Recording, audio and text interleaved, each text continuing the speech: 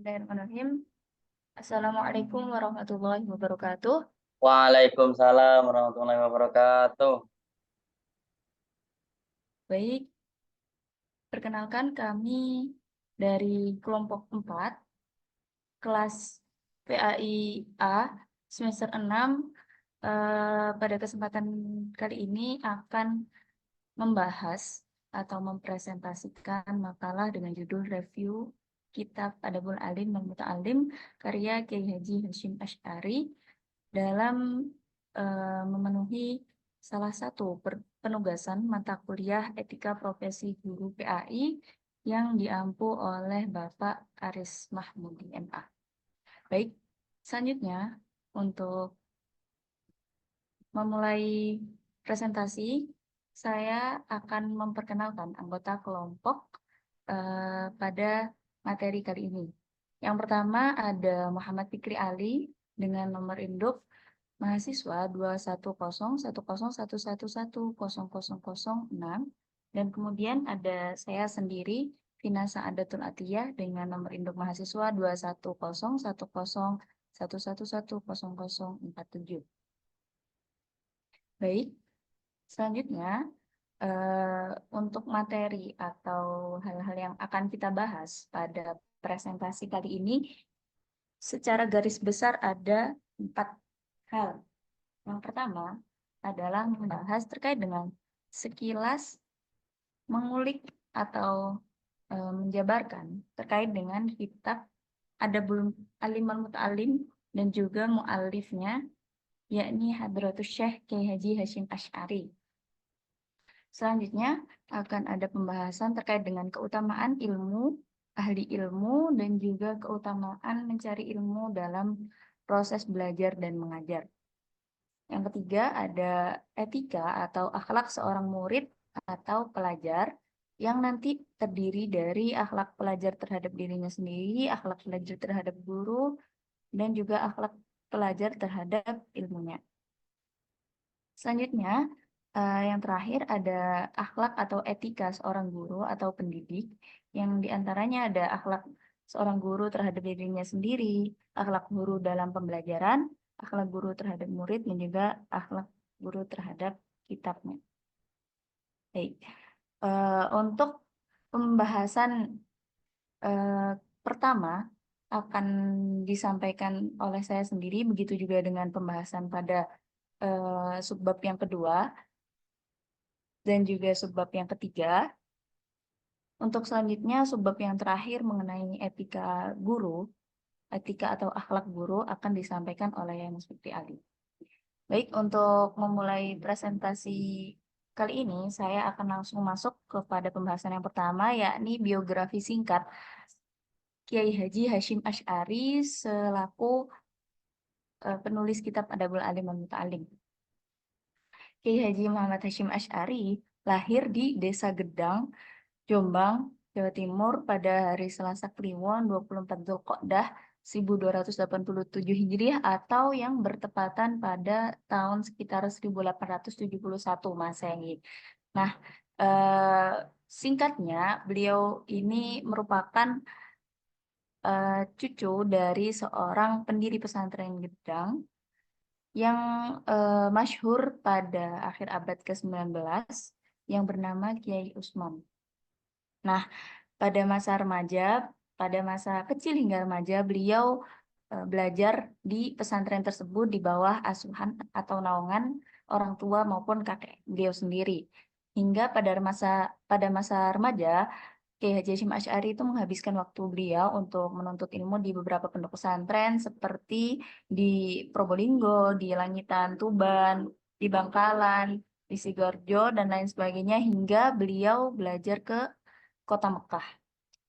Oke, selanjutnya beliau itu Kiai Haji Hasyim Asy'ari mengabdikan seluruh hidupnya, mengabdikan diri beliau untuk agama Islam dan juga ilmu pengetahuan. Hal ini bisa dibuktikan pada tanggal 6 Februari 1906, beliau itu mendirikan pondok pesantren di daerah Tebu Ireng di Jombang. Nah, nama pesantrennya juga bernama Pesantren Tebu Ireng. Selanjutnya terkait dengan pembahasan kitab Adabul Alim wal Muta'alim sendiri. Nah, semasa hidup beliau, Kiai Haji Hasyim Asy'ari itu menorehkan beberapa pemikiran, ilmu beliau pada tulisan maupun catatan. Tulisan dan catatan ini tidak hanya berupa hitam di atas putih atau catatan tulis seperti artikel atau eh, sebuah pemberitaan yang diupload atau di-share di berbagai portal atau juga buku, kitab, akan tetapi beliau juga menorehkan catatan histori atau sejarah berupa eh, organisasi yang beliau bentuk demi umat Islam di Indonesia, yakni Nahdlatul Ulama. Oke. Selanjutnya untuk salah satu karya beliau yang berupa kitab yang rumpun yang berada dalam rumpun pendidikan adalah kitab Adabul Alim wal Muta'alim yang selesai beliau tulis pada hari Ahad tanggal 22 Jumadil Tsani tahun 1342 atau sekitar tahun 1924 Masehi, 2 tahun sebelum beliau mendirikan atau membentuk organisasi Nahdlatul Ulama. Oke, selanjutnya kita akan membahas terkait dengan pembahasan ketiga tentang keutamaan ilmu dan ulama. Baik, setiap makhluk hidup yang ada di bumi itu Allah berikan kekuatan, kemampuan untuk bertahan hidup, akan tetapi Allah itu mengistimewakan manusia dengan akal pikiran sehingga manusia itu punya kemampuan untuk menuntut ilmu dan merenungi kekuasaan Allah di alam semesta. Itu adalah salah satu keutamaan ilmu yang hanya dimiliki oleh seorang manusia. Maka apabila seorang manusia itu tidak punya hirroh atau keinginan untuk mencari ilmu, ya bagaimana bisa kita renungi kembali bahwa setiap anugerah yang diberikan oleh Allah itu harus kita manfaatkan dengan sebaik-baiknya. Selanjutnya, ada keutamaan seorang ahli ilmu atau ulama. Seorang ahli ilmu dalam prosesnya sendiri untuk mencari ilmu itu sudah mendapatkan banyak sekali pahala atau kebaikan yang dijanjikan oleh Allah. Bahkan Allah itu membuat atau menjadikan proses mencari ilmu itu bagaikan sebuah kewajiban selama manusia itu hidup di muka bumi ini. Sehingga Allah menjanjikan kebaikan-kebaikan seperti para malaikat itu akan melindungi manusia saat mencari ilmu, kemudian hewan-hewan di darat maupun di lautan akan mendoakan para pencari ilmu, dan juga lain sebagainya. Bahkan dalam rangka seseorang itu mencari ilmu atau menghadiri majelis ilmu itu Rasulullah pernah bersabda dari hadis yang diriwayatkan oleh Abu Dzar bahwa eh, menghadiri tempat-tempat yang digunakan untuk diskusi ilmiah itu lebih utama daripada melakukan sholat 1000 rakaat tanpa ilmu atau menyaksikan 1000 jenazah dan menjenguk 1000 orang sakit, sebagaimana yang kita tahu bahwa hal-hal tersebut tadi, melakukan sholat, menyaksikan jenazah atau mengiringi jenazah hingga ke makam, dan juga menjenguk orang sakit itu mempunyai pahala yang banyak sekali. Maka kemudian menghadiri tempat-tempat yang digunakan untuk majelis ilmu pasti dapat membuat kita mendapatkan banyak kebaikan di dalamnya. Selain itu, untuk ahli ilmu atau ulama sendiri itu adalah sebuah gelar yang sangat tinggi derajatnya, hingga pada suatu hadis diriwayatkan oleh Imam Tirmidzi, Rasulullah SAW bersabda, sesungguhnya ulama adalah pewaris Nabi. Innal ulama warasatul anbiya.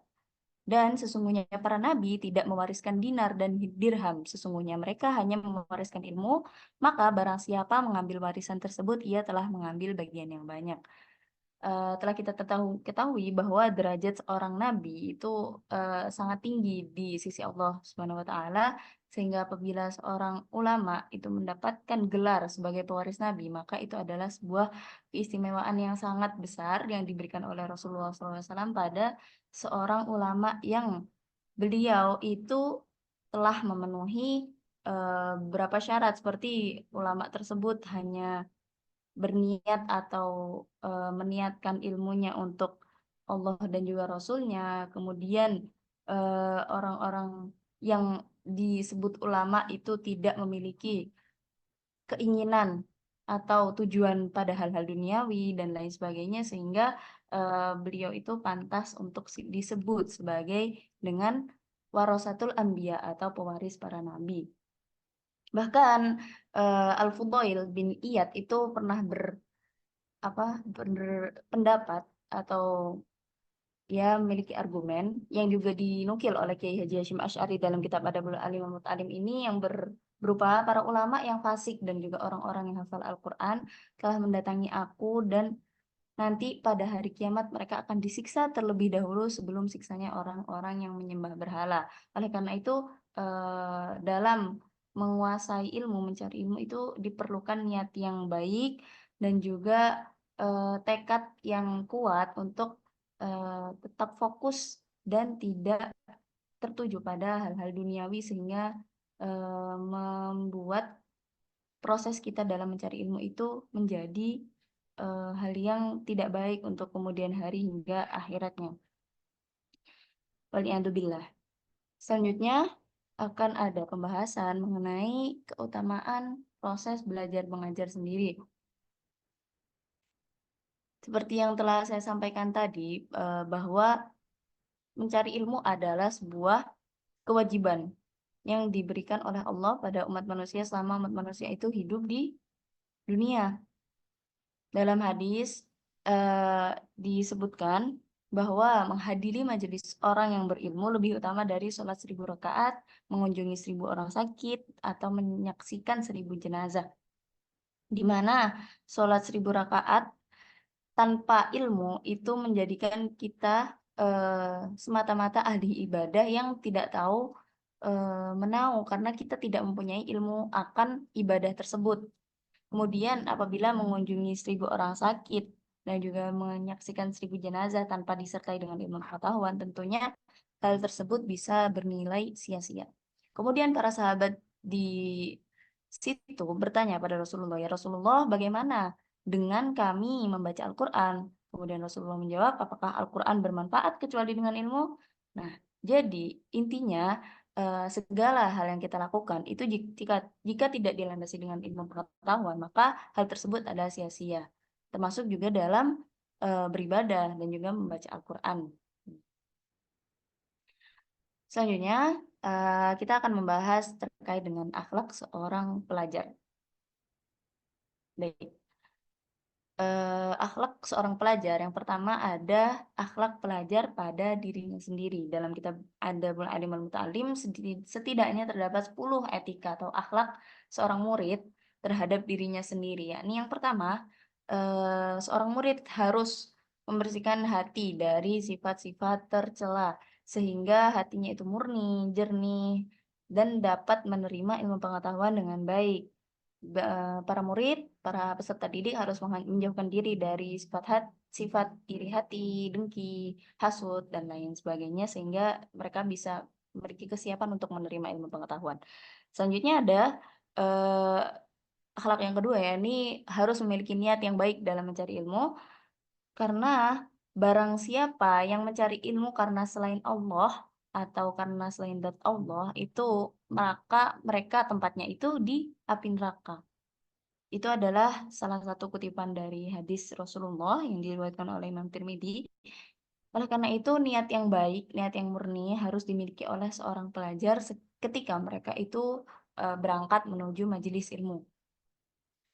Selanjutnya, memaksimalkan ilmu yang dimiliki. Seorang pelajar harus memaksimalkan waktu yang dia miliki sejak sekarang, sejak sedini mungkin, sehingga waktu remaja, waktu mereka belum disibukkan pada hal-hal seperti bekerja dan lain sebagainya, itu mereka bisa mendapatkan ilmu sebanyak-banyaknya, seperti itu.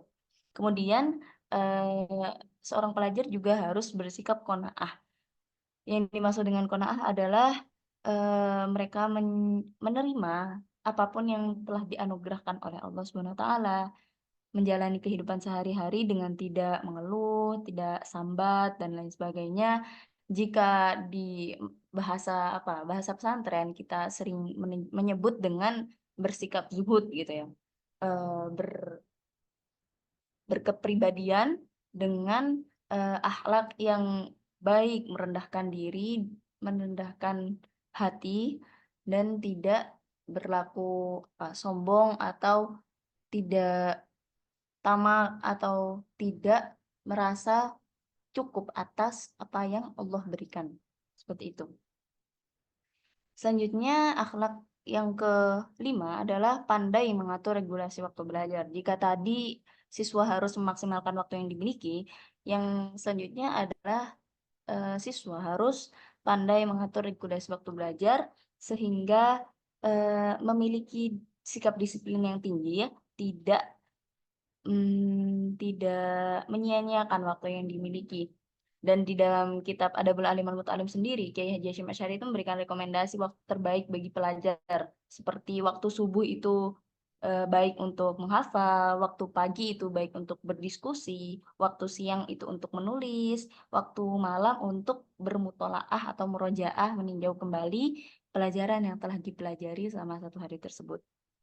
Selanjutnya yang keenam adalah meminimalisir makan dan minum. Kenapa? Karena seorang mencari ilmu itu hendaknya menyedikitkan makan dan minum karena jika kenyang itu nanti eh, akan menyebabkan semakin malas, semakin badannya itu jadi berat, terus itu mereka itu jadi malas beribadah, malas mencari ilmu dan lain sebagainya. Bahkan eh, makan dan minum itu juga menjadi salah satu faktor yang membuat kesehatan manusia itu jadi buruk seperti itu.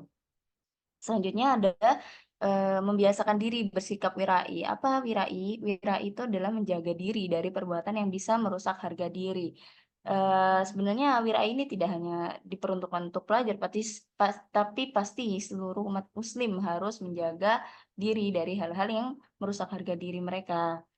eh Waro ini, sifat wirai ini itu tuntutan bagi peserta didik juga pendidik itu sendiri untuk menghindari hal-hal yang diharamkan atau juga bahkan hal-hal yang masih syubhat sehingga hati ini bisa menerima ilmu pengetahuan dengan baik sebagaimana pendapatnya Imam Syafi'i yang kita tahu saat beliau itu mengadu ya, sambat, mengeluh pada guru beliau, syakautu ila waqi'i su'ahibbi warsyadani ila tarkil ma'asi wa akhbarani bi annal ilma nurun wa nurullahi la yahdi lil asi.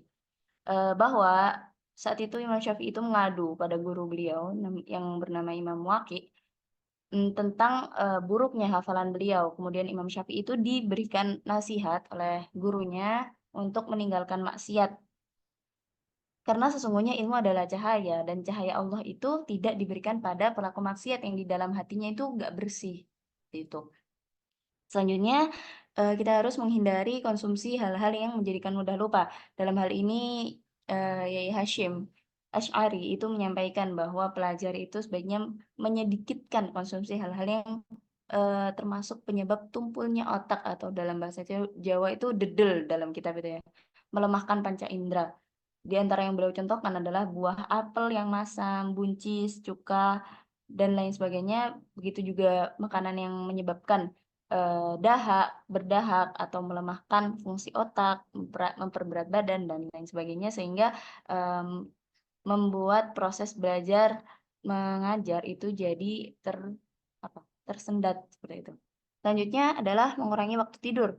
Sebagaimana sikap wirai dan juga zuhud tadi, sebaiknya santri atau siswa atau peserta didik itu mengurangi waktu tidur sehingga waktu tidur dalam satu hari itu tidak melebihi waktu ideal yang berupa 8 jam ya dalam sehari. Sehingga jika perbandingannya itu dalam 24 jam mereka menggunakan 1/3 waktunya untuk tidur itu bisa menjadi waktu yang ideal dan apabila mereka ingin lebih tekun bisa mengurangi kurang dari 8 jam akan tapi tidak sampai mereka itu kekurangan waktu dalam beristirahat. Selanjutnya peserta didik itu hendaknya meninggalkan pergaulan yang tidak bermanfaat sehingga mengecohkan dia dari proses mencari ilmu. Jika dia memang butuh teman buat belajar, itu harus pilih-pilih gitu buat menemukan temannya. Jadi pilih-pilih teman dalam mencari ilmu itu boleh, karena dengan kita punya teman yang baik, teman yang jarang atau sedikit berbuat kejelekan itu jadinya kita bisa saling menasehati gitu. Jadi kalau kita salah, temannya bisa ngasih tahu kalau temannya salah. Kita juga tidak perlu sungkan untuk memberitahu hal-hal yang benar dilakukan oleh teman kita, seperti itu. Selanjutnya, ada akhlak pelajar terhadap gurunya. Yang pertama adalah mendahulukan pertimbangan akal dan meminta pilihan istikharah kepada Allah terkait guru yang akan menjadi tempat menimba ilmu. Jadi maksudnya sebelum punya guru, sebelum menyantri, sebelum berguru gitu, hendaknya pelajar itu memilih guru yang punya sifat-sifat baik, sifat kasih sayang, yang gurunya itu punya muruah yang terjaga, yang gurunya itu terhindar dari hal-hal yang jelek, yang merendahkan martabat seorang guru, dan lain sebagainya. Kemudian yang kedua, seorang murid itu harus bersungguh-sungguh dalam mencari guru yang punya kapabilitas, yang beliau itu komprehensif terhadap ilmu-ilmu syariat. Karena guru yang tidak memiliki kemampuan untuk mencerna ilmu dengan baik itu nanti akan salah dalam menyampaikan pada muridnya. Sebagaimana Imam Syafi'i itu pernah berkata, barang siapa yang mempelajari ilmu fikih hanya memaknai makna-makna yang tersurat, maka ia telah menyanyiakan beberapa hukum. Karena banyak sekali sir atau rahasia-rahasia yang ada di balik ilmu-ilmu pengetahuan, ilmu-ilmu syariat ya, terutama yang kalau kita belajar sendiri itu tentunya tidak mungkin, karena kita butuh guru yang bisa memahamkan kita akan hal-hal yang masih tersirat pada ilmu-ilmu tersebut. Kemudian yang ketiga ada mengikuti guru dalam urusan-urusannya dan tidak keluar dari pendapat maupun peraturan guru. Karena seorang murid dan guru itu bagaikan seorang pasien dan juga dokter, yang pasien itu butuh banget akan apa yang diresepkan sama sama dokter, sehingga pasien ini sembuh dari penyakitnya kayak gitu. Jadi gimana ya, harus manut gitu sama setiap apa yang dikatakan oleh gurunya, asalkan tidak keluar dari syariat Islam. Kemudian yang keempat ada akhlak dengan memandang guru dengan penuh kemuliaan dan memanggil beliau itu dengan pengagungan. Jadi sebagai siswa itu harus memandang guru dengan bahwa beliau itu adalah orang yang terpuji, bahwa beliau itu adalah orang yang bisa menuntun kita dalam hal kebaikan, dan hendaknya saat memanggil guru itu dengan ya ustadi, ya sayyidi gitu, dengan panggilan-panggilan yang memuliakan, yang mengagungkan guru kita. Selanjutnya yang kelima ada akhlak dengan mengetahui hak-hak guru dan tidak merupakan jasa, keagungan, serta kemuliaannya. Jadi sebagai seorang murid, selama menjadi murid atau selama belajar itu harus mengagungkan gurunya, dan setelah selesai berguru itu tidak melupakan jasa guru tersebut, sehingga tetap memuliakannya dan mengagungkan guru sebagaimana saat guru tersebut masih mengajarkan ilmu-ilmu pada murid tersebut. Selanjutnya, yang keenam adalah bersabar atas kekerasan, ketidakramahan maupun buruknya budi pekerti yang berasal dari guru dan kurang bisa diterima oleh murid. Nah, jadi ini kadang seorang murid itu ujiannya adalah apa ya, dikasihkan tahu sama Allah, atau ya tiba-tiba kita tahu aja tentang aib atau hal yang dilakukan oleh guru yang mungkin kita tidak srek, yang tidak bisa kita terima gitu. Jadi kalau misalnya seorang guru itu melakukan hal-hal yang kurang bisa kita terima sebagai murid, itu hendaknya kita itu bersabar dan juga apa ya, menakwilkan, berusaha mengalihkan bahwa oh mungkin gurunya itu kayak gini gitu. Jadi kayak di apa ya, kita berusaha berhusnudzon aja terhadap apa yang dilakukan oleh guru kita, seperti itu, selama hal yang dilakukan itu tidak bertolak belakang dengan syariat agama Islam. Oke, selanjutnya akhlak pelajar terhadap kedua adalah meminta izin terlebih dahulu sebelum memasuki tempat non umum atau tempat pribadi milik gurunya. Jadi sebelum masuk ruangan beliau itu hendaknya meminta izin, baik saat itu gurunya itu sendiri atau bersama orang lain, pokoknya sebelum masuk ruangannya itu minta izin dulu, salam dulu. Kemudian saat berada di depan guru, itu hendaknya siswa itu memposisikan guru dengan penuh tata krama. Duduknya itu kalau lebih baiknya duduk dengan posisi seperti tahiyat kayak gitu. Habis itu hendaknya pelajar itu berbicara dengan baik, sopan, tidak apa ya, tidak mengalihkan pembicaraan dan lain sebagainya. Kemudian murid itu hendaknya kayak seakan-akan memandang gurunya itu seorang yang akan menuntun dia pada kebaikan. Jadi bersikap selayaknya orang itu butuh banget gitu pada gurunya, meskipun ilmu atau hal yang disampaikan gurunya itu sebelumnya udah diketahui sama dia gitu. Kemudian tidak mendahului guru untuk menjelaskan suatu masalah atau menjawab pertanyaan kecuali ia telah mendapatkan izin dari sang guru. Yang terakhir, apabila guru itu menyerahkan sesuatu pada peserta didik, maka sebaiknya murid atau peserta didik itu menerima pemberian tersebut dengan tangan kanan secara sopan dan pokoknya merendahkan diri di hadapan sang guru gitu. Selanjutnya ada akhlak pelajar terhadap ilmunya. Yang pertama adalah mengawali belajar pada hal-hal yang pokok. Di antaranya adalah ilmu-ilmu tentang agama, yakni ilmu tentang peribadatan, tentang tauhid, zat Allah, tentang bermuamalah, dan lain sebagainya. Selanjutnya adalah mempelajari Al-Quran, tafsir, dan ilmu-ilmu yang berhubungan dengan Al-Quran itu sendiri. Kemudian yang ketiga adalah menahan diri dari terlalu cepat berkecimpung ke dalam ilmu-ilmu yang masih dalam ikhtilaf atau perselisihan. Jadi nggak terlalu fokus di hal itu karena nanti kita itu yang masih awam itu jadinya bingung terhadap apa yang kita pelajari gitu. Maka ini berhubungan dengan yang keempat, meminta guru yang memiliki kapabilitas untuk mengoreksi buku yang dipelajari sebelum menghafalnya. Jadi kayak seumpama kita itu mau pelajari sebuah bidang ilmu, itu sebaiknya kita itu tanya dulu ke guru kita tentang kitab ini, buku ini itu gimana gitu. Jadi kalau gurunya kita itu udah mengatakan ya, udah belajar ini gak apa-apa gitu. Jadi kita ya udah belajar itu gitu. Selanjutnya yang kelima, hendaknya murid itu bersegera dalam menghadiri majelis ilmu dan bahkan kita itu sebaiknya hadir terlebih dahulu di kelas di majelis ilmu sebelum guru kita itu datang gitu. Kemudian yang keenam, hendaknya murid itu melanjutkan belajar hingga pada pembahasan-pembahasan kitab besar. Jadi kalau udah selesai belajar kitab A itu sebaiknya nggak berhenti di situ, tapi tetap lanjut untuk belajar kitab-kitab yang lebih besar, ilmu-ilmu yang lain dan sebagainya. Kemudian yang ketujuh, peserta didik harus selalu mengikuti halaqah, diskusi, dan musyawarah dengan gurunya gitu. Jadi nggak absen, nggak meninggalkan kelas, dan lain sebagainya.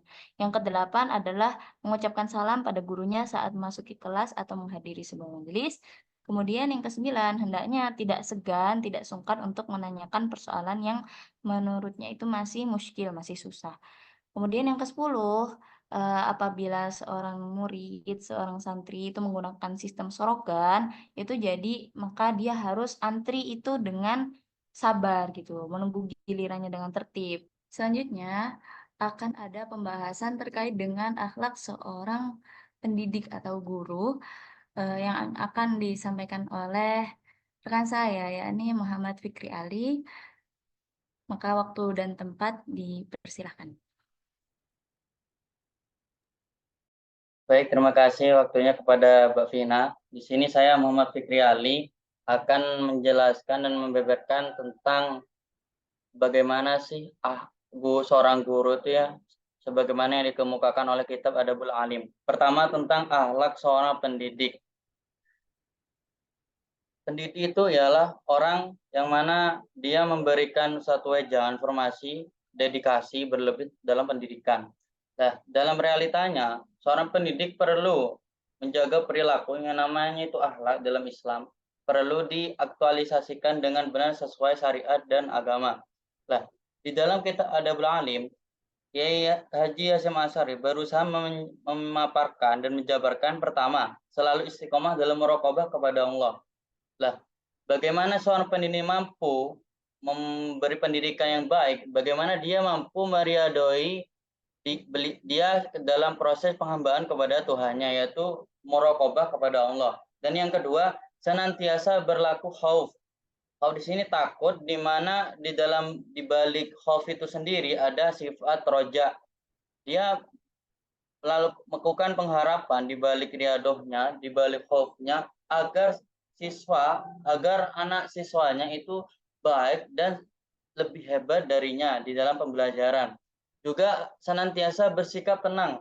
Tenang di sini bagaimana seorang pendidik mencitrakan bahwasanya pendidik itu harus tenang, apa yang diucapkan, apa yang dikatakan itu benar, dan dalam situasi apapun dia harus tenang agar nilai muruah, nilai marwahnya dia di balik lingkungan sekolah, di balik lingkungan pesantren itu dicap atau dinilai baik. Selanjutnya bersikap warok. Warok di sini bagian dari seorang ahli tasawuf, bagaimana dalam aktivitas sehari-hari pendidik itu harus warok, artinya dia mampu berada di tengah-tengah antara kaya dan miskin, yaitu mencukupi dalam kehidupannya di luar sekolah baik dan di dalam sekolah, dan juga bersikap tawaduk. Tawaduk ialah bagaimana di balik penggemblengan dia seorang pendidik kepada muridnya, dia harus tawaduk walaupun ilmu yang dikuasai lebih dulu dikuasai dia di balik siswanya. Tawaduk di sini mengindikasikan bahwasanya seorang pendidik ini mencitrakan akhlak yang baik, akhlak yang mahmudah, akhlak yang hasanah, sehingga dapat dicontoh, dapat ditauladankan oleh siswa atau peserta didik. Selanjutnya bersikap khusyuk. Khusyuk di sini suatu garis vertikal di mana dia melakukan penghambaan kepada Allah seperti istiqomah dan muraqabah tadi. Di balik dia sebagai guru yang patut dihormati, dia pendidik juga sebagai hamba di sini. Ya Hasim berusaha memposisikan bahwasanya guru itu di balik dia mulia, dia juga manusia. Sehingga apapun rutinitas seorang hamba seperti khusyuk itu harus dilakukan. Juga menjadikan Allah sebagai tempat meminta pertolongan dalam segala keadaan. Di sini sangat berkesan sekali bahwasanya seorang pendidik yang mempunyai kapabilitas otak yang cerdas, kapabilitas cara penyampaian materi yang cerdas, dia juga perlu minta pertolongan kepada Allah dan setiap hal apapun, termasuk dalam pembelajaran. Di mana pembelajaran sekarang yang memang realitas dinamikanya itu sangat susah sekali, adanya disrupsi akhlak, itu perlu bagaimana pendidik itu bermuajah kepada Allah untuk mencari solusi agar siswa-siswanya itu takjub, enak dalam pembelajaran dan serg kepada pendidik. Juga tidak menjadikan ilmunya sebagai tangga untuk mencapai keuntungan yang bersifat duniawi. Lah, di sini poin pentingnya, bagaimana sifat zuhud, bagaimana sifat materialis itu perlu dihindarkan. Patut dilakukan sifat zuhud. Agar kenapa?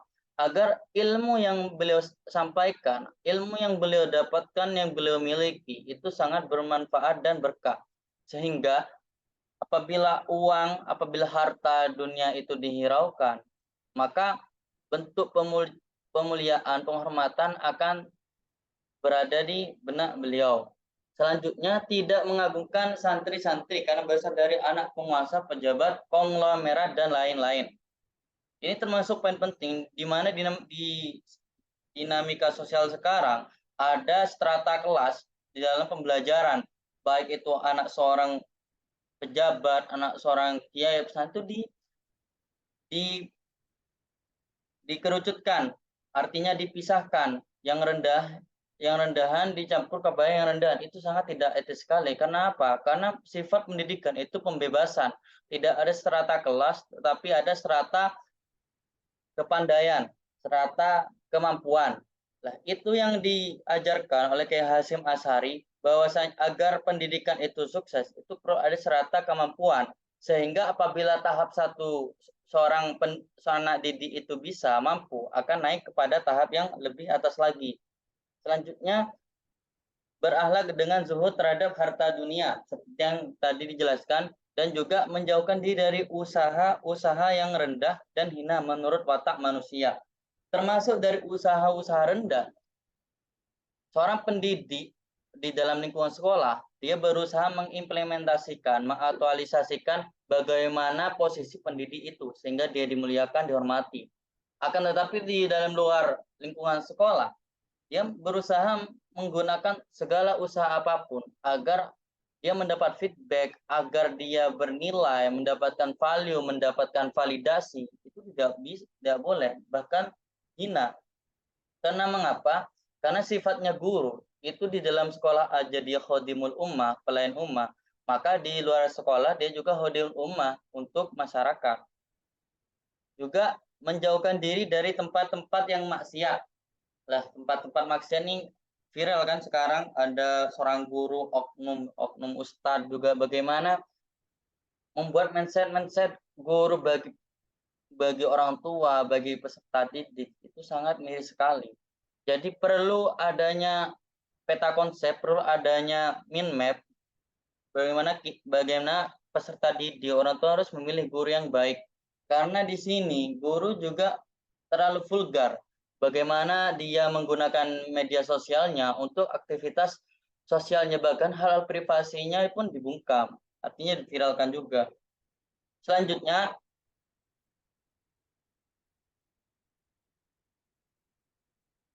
akhlak pendidik terhadap dirinya. Nah, di sini Ki Hasyim Asy'ari menulis di bait pertama, menjaga dirinya dengan beramal, dengan memperhatikan syiar-syiar Islam dan zahir-zahir hukum, seperti melakukan salat berjamaah di masjid. Lah, termasuk dalam hal agama. Di Al-Quran sendiri kan disebutkan, hafidhu sholawati ala sholawatil wusta. Artinya menjaga tentang sholat-sholat yang berbentuk 4 rakaat. Yang mana itu mentendensikan bahwasanya sholat berjamaah itu perlu dilakukan, bahkan sunnah muakkadah. Lah, ustadz atau pendiri di sini yang seperti pemahaman Ki Hasyim Asy'ari yang menulis dalam kitab, seorang pendidik juga bukan sebagai orang yang amru bil ma'ruf, tetapi a'malu bil amal, orang yang melakukan dengan perbuatannya. Artinya apa yang ia ucap seperti apa yang ia lakukan. Bukan kaburo maktan indallah ayakula ma la taf'alun. Artinya berkata dengan kebenaran, tetapi kemunafikan yang terjadi dalam pengamalannya. Selanjutnya, bertindak dengan menampakkan sunnah-sunnah yang terbaik dan segala hal yang mengandung kemaslahatan kaum muslimin melalui jalan yang dibenarkan oleh syariat agama Islam, baik dalam tradisi atau pada watak. Nah, di dalam memposisikan diri ini, seorang guru berbeda dan memposisikan di masyarakat dan sekolah. Pertama, di sekolah, dia mampu mencitrakan hal-hal yang baik untuk memberi nilai bahwasanya kesan guru itu baik. Sedangkan di masyarakat, dia perlu memposisikan dia bahwasanya apakah nilai-nilai, apa kemanfaatan atau retorika yang ia berikan, amalan-amalan yang ia lakukan di dalam cakupan masyarakat itu bermanfaat, itu perlu dinilai dan dikoreksi. Mengapa? Karena apabila dia semena-mena, artinya terlalu kolot, tidak moderat, tidak modernitas terhadap hal yang berbau baru, termasuk dalam hal tradisi dan adat, dia menolak akulturasi, menolak sinkretis, artinya dia masih kolot pada hal yang berbau lama atau masih berbau turas, bukan tahadasah, maka itu tidak boleh. Mengapa? Karena akan terjadi ketimpangan antara seorang pendidik dan juga seorang pemuka-pemuka masyarakat atau tokoh-tokoh masyarakat, yang mana membuat masyarakatnya tidak tentram dan terjadi dualisme golongan. Selanjutnya ada membiasakan diri untuk melakukan kesunahan bersifat syariat. Syariat di sini, syariat dalam artian yaitu jalan yang benar, jalan menuju mata air. Sedangkan manusia ini 90% lebih berasal dari air. Sehingga secara analogi filsafat, orang yang melakukan syariat berarti dia telah menemukan mata air. di mana di dalam kesan diksi kata ini membebaskan diri untuk melakukan sunahan bersifat syariat itu sangat baik sekali. Bagaimana memposisikan seorang guru, seorang pendidik itu harus mampu mengimplementasikan syariat yang mana itu berasal dari Allah. Karena apa? Karena hidayah, keilmuan, kecerdasan yang dia miliki harus diaktualisasi, harus direvolusi agar apa ya kualitas dirinya berguna juga kepada kualitas orang-orang yang mendengarnya. Juga ada bergaul dengan orang lain dengan akhlak yang terpuji.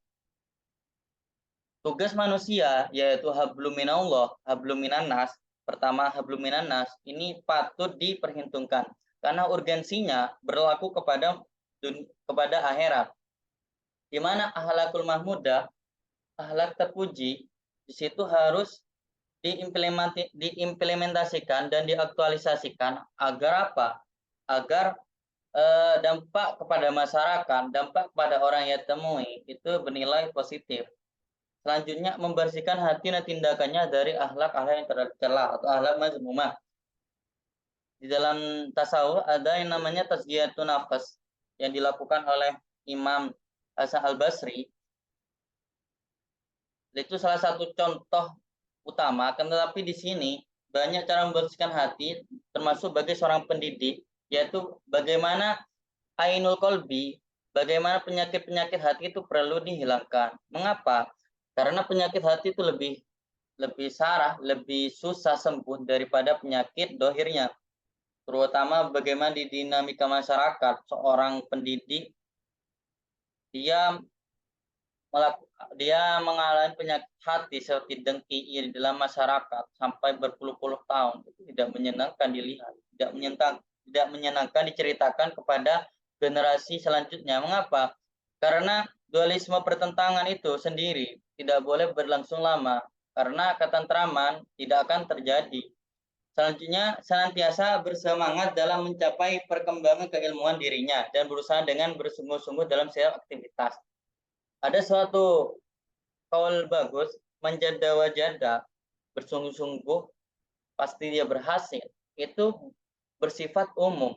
Bersifat umum maksudnya, konteksnya ialah sejak dia mencari ilmu sampai ke liang lahat. Utlub minal lahdi ila lahdi, artinya dari kubur ke kubur lagi. Seorang guru, walaupun dia mendapatkan gelar, mendapatkan validasi, sertifikasi, bahwasanya dia orang yang cerdas, dia perlu belajar lagi. Mengapa? Ya karena seorang guru ciri-cirinya ialah tawadu. Di dalam tawadu dia membaca realitas sosial, membaca realitas dunia. Pasti ada kekurangan di balik dirinya walaupun dia sudah mendapatkan sertifikasi.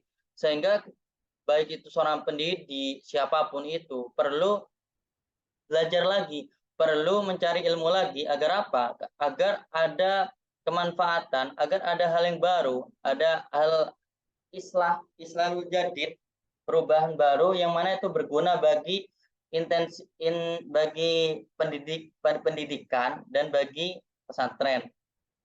Selanjutnya, sebagian ulama salaf mereka tidak pernah meninggalkan untuk mempelajari, menelah dan mengkaji kitab, terkhusus di dalam pesantren, di mana identitas pengarang di sini orang lulusan pesantren Ki Haji Hasyim Asy'ari sampai ke Mekah. Beliau mengkhususkan bahwasanya perilaku ulama salaf itu masih relevan. Artinya relevansi kepada kebudayaan baru tahaddatsa sekarang itu masih relevan sekali. Mengapa? Karena yang baru itu sifatnya manusia, bukan perbuatan. Sehingga manusia sebagai orang yang mampu beradaptasi atau adaptif, mampu merealisasikannya, yaitu dengan menelaah dan mengkaji kitab. Kitab di sinilah kitab yang dimana manuskrip masa lalu yang masih berguna sampai sekarang, bahkan dikaji seperti kitab Adabul Alim di sini, walaupun masih kurang lama dengan dibanding kitab-kitab ulama masa lalu. Dan membiasakan diri menyusun atau merangkum kitab. Dan membiasakan diri menyusun bahsulil kitab. Ini perlu. Mengapa? Karena bagaimana mengkerucutkan. Artinya ada suatu lembaran buku. Di sini dibuat peta konsep atau mind map. Itu agar apa? Agar bisa meringkas, mempermudah dalam penjelasan. Sehingga kesannya ketika guru menyampaikan baik itu dua arah dengan ceramah atau diskusi, dan baik itu dengan discovery learning dan tiga arah, itu kesannya guru murid itu menghormati kepada pendidik. Karena apa? Anak didik tahu bagaimana kapabilitas keilmuan gurunya itu sangat mumpuni, sangat berhasil, sangat wah sekali. Selanjutnya,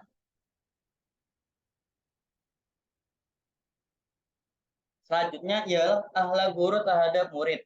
Tadi dijelaskan bagaimana introspeksi guru itu harus ada dan karakteristiknya. Dan di sini Kiai Hasyim Asy'ari berusaha mereduksi tentang akhlak guru terhadap murid. Pertama, mengajarkan murid dengan niat dan tujuan menyebarkan ilmu, mensiarkan ajaran Islam, melestarikan hal yang benar dan melenyapkan hal-hal yang batil. Ada suatu kaul di dalam sulfik, imtisalu awamirihi wa jitinabu nawahihi, yang mana itu menjadi suatu nilai dari maqasidus syariah, melakukan hal-hal yang baik dan menjauhi hal yang batil atau buruk. Itu perlu dilakukan agar apa? Agar fungsi pikiran otak yang mana mampu membedakan antara yang baik dan benar itu berusaha dicitrakan oleh guru. Apabila guru tidak mampu menggunakan akal dan otaknya untuk membedakan hal baik dan buruk, maka bentuk marwah muru'ah guru itu akan hilang. Juga menata niat.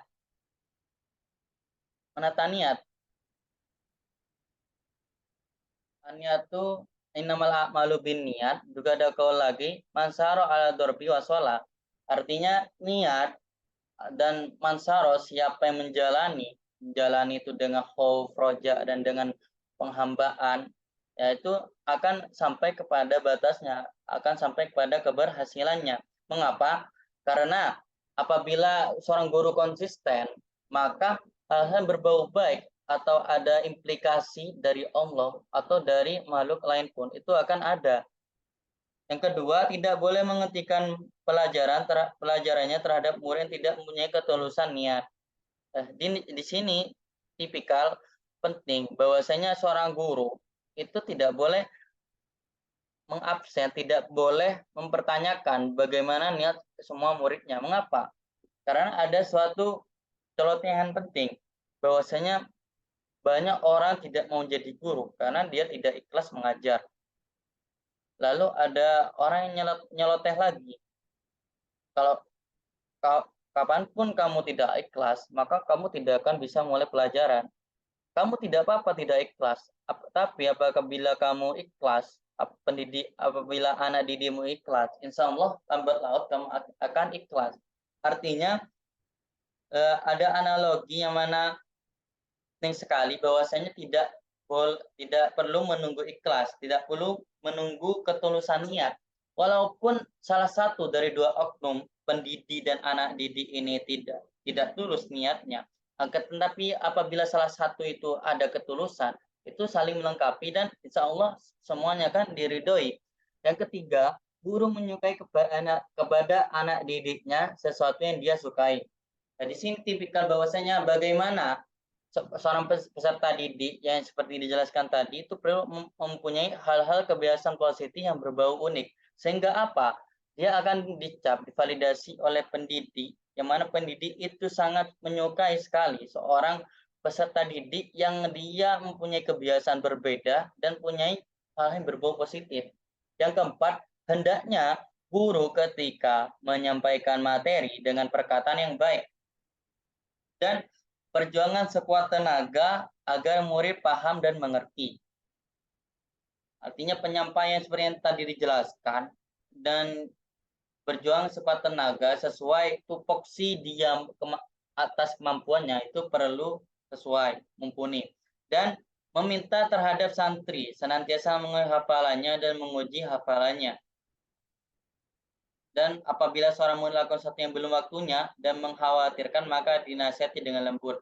Dan di sini perlu tadi introspeksi diri dan nasoihul hasanah. Nasihat-nasihat yang baik itu perlu diimplementasikan antara guru dan peserta. Karena keduanya saling belajar. Akan tetapi seorang pendidik, dia belajar lebih dulu sehingga dia diperbolehkan mumpuni untuk menyampaikan materi kepada anak didiknya. Selanjutnya, tidak menampakkan menonjolnya pelajar di hadapan kawan-kawan dan berlaku lemah lembut kepada para santri dan menyebutkan santri yang tidak hadir dengan penuh perhatian. Ini poin penting juga, bagaimana ada dinamika strata kelas itu terjadi karena penonjolan pelajar terhadap pelajar lainnya. Seperti itu termasuk dualisme strata kelas antara si pandai dan si bodoh, itu sangat tidak baik. Artinya perlu semua dianggap tervalidasi dengan kepandaian agar apa? Agar semangat dan ketulusan hati peserta didik belajar itu benar dan membiasakan mengucapkan salam berbicara. Ini perlu juga karena sebagai bentuk membarokahi apa yang akan diamalkan. Berusaha untuk senantiasa memperbaiki murid-murid dengan perhatiannya, membantunya sekuat tenaga dengan orientasinya. Dan apabila pelajar tidak masuk lebih dari biasanya, maka hendaknya ditanyai. Dan ini bentuk quantum learning. Bagaimana guru perlu memasuki dunia anak-anak, tidak di dalam lingkungan sekolah, akan tetapi di luar sekolah. Sehingga apa? Sehingga perkembangan hasil belajar siswa, dia mampu berpikir, dia mampu mencerna bahwasanya pembelajaran tidak terpusat kepada sekolah juga, tapi kepada masyarakat. Bagaimana nilai di sekolah itu dilakukan di masyarakat. Terakhir, ada rendah hati di hadapan muridnya dan bertutur kata yang baik. Dan di sini bentuk bagaimana identitas itu guru itu perlu apabila dia mampu melaksanakan akhlak terpuji di balik dirinya dengan menampakkannya kepada peserta didik. Selanjutnya,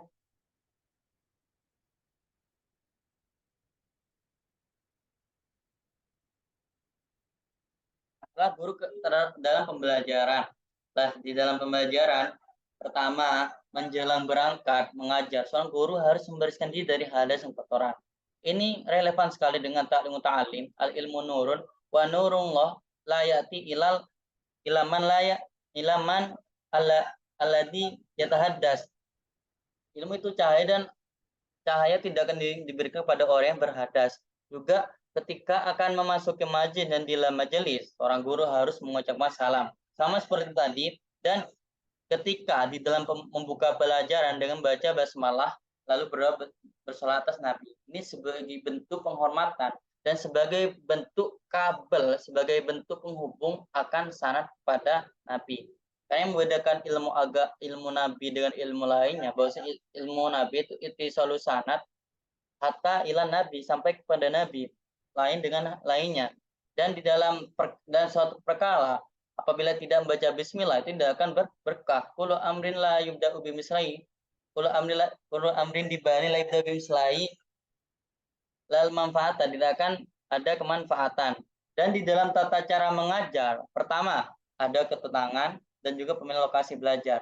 Nah, di sini guru mampu mereduksi pikirannya bagaimana kondisi yang cocok dengan cocok untuk pembelajaran, apakah itu indoor atau outdoor. Terus sebaiknya seorang guru menurut pelajaran yang walau alam bisawaf. Selanjutnya,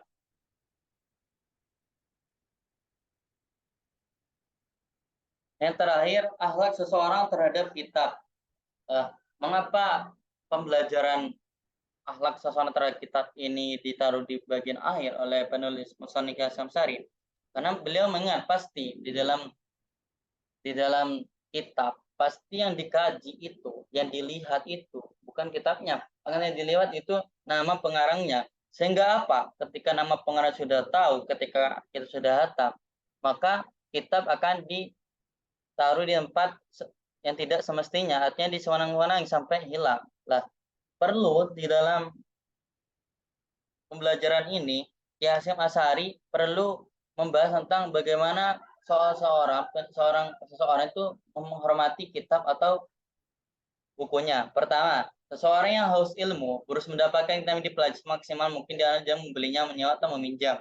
Nah, termasuk di dalam anak murid ya Khalil Bangkalan seperti Kiai Abdul Karim. Beliau ketika mondok ke Kiai Khalil Bangkalan untuk membeli tiket, akan tapi tidak, dia membeli kitab, bagaimana dia bentuk riadoh, bentuk tirakatnya untuk kitab.